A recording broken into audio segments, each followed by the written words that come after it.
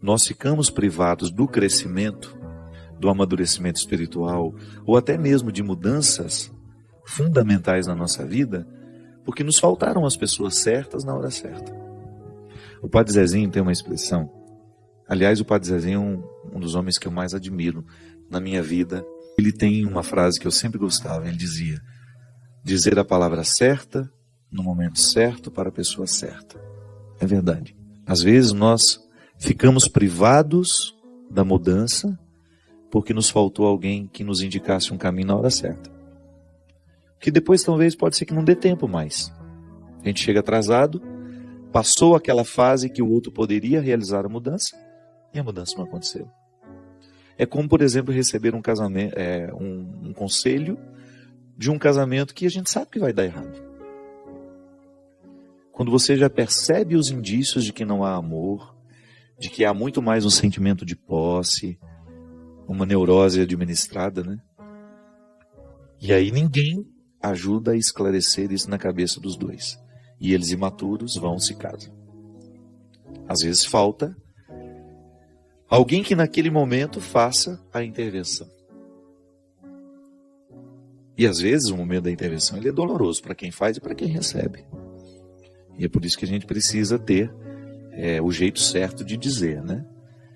Para que o outro não compreenda a nossa intervenção como, enfim, não perceba apenas o aspecto desagradável da desinstalação. Porque ser desinstalado, gente, é ruim. É como se alguém dissesse para você: olha, nós vamos ter que mudar você desse quarto para o outro. Você já desfez a mala, já está tudo nos cabides, você já se acostumou com essas paredes, você já tem os seus objetos esparramados. Primeira coisa que você pensa é no trabalho que você vai ter de levantar esse acampamento para passar para outro lugar. Pode ser que você tenha uma natureza diferente da minha. Eu, por exemplo, fico com preguiça de imaginar essa mudança. Pode ser que você seja diferente e pense: que bom, eu gosto de mudar sempre. Mas o desinstalar afetivo, emocional, não é fácil. Por exemplo, quando nós perdemos uma pessoa, quando você precisa terminar um relacionamento, ou quando você precisa mudar aquele relacionamento, que não significa terminar, mas significa mudar. De repente existia intimidade demais e você percebeu que aquela pessoa não estava usando o que ela sabia de você com responsabilidade, então você precisou fechar um pouco as portas. Isso também acontece. Não é que você rompe com o outro, você modifica.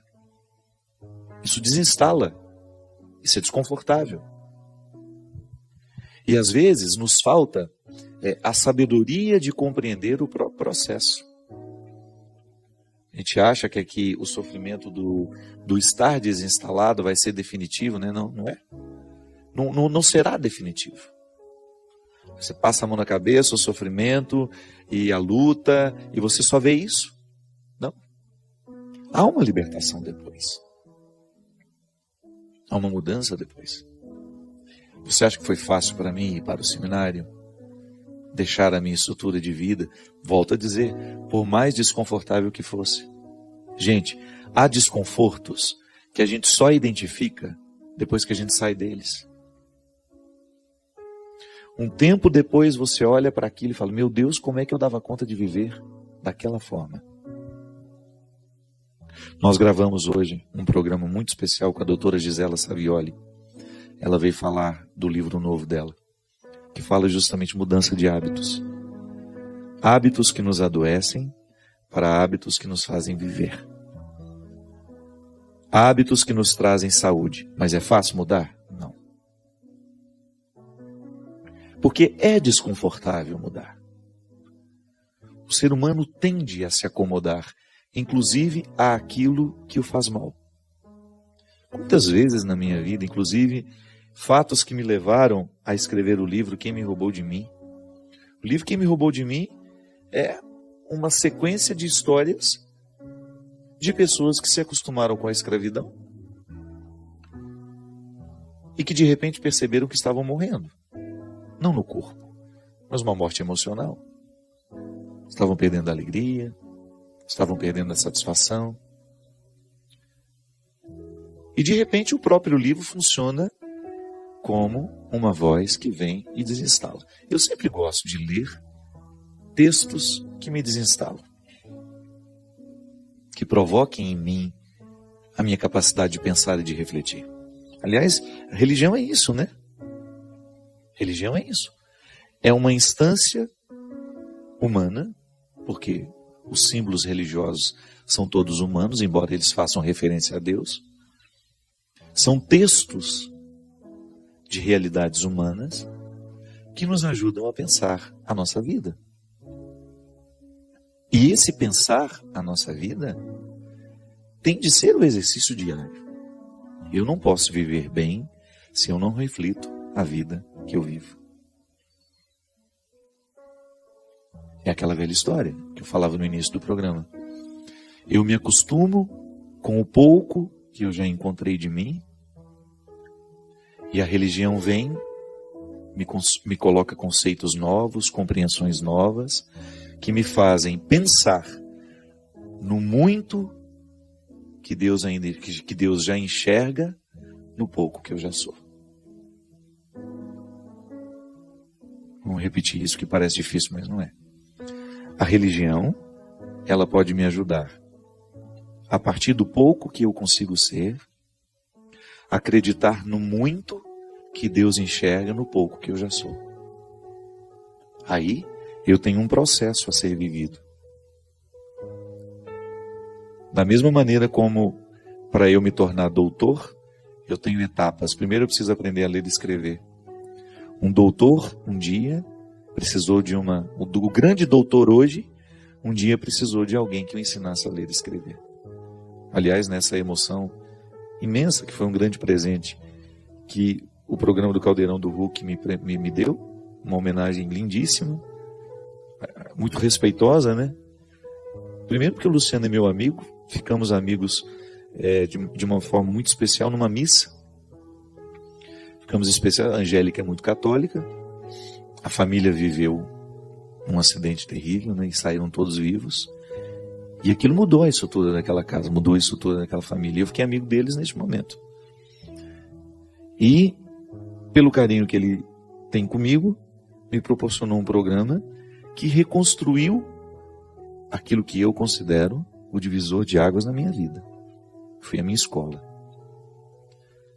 A oportunidade que eu tive de aprender a ler e escrever, e de depois, dentro daquela escola, descobrir a biblioteca que abriu a minha mente. Agora, foi bom ir para a escola? Não. Eu sinto até hoje o frio na barriga daqueles primeiros dias.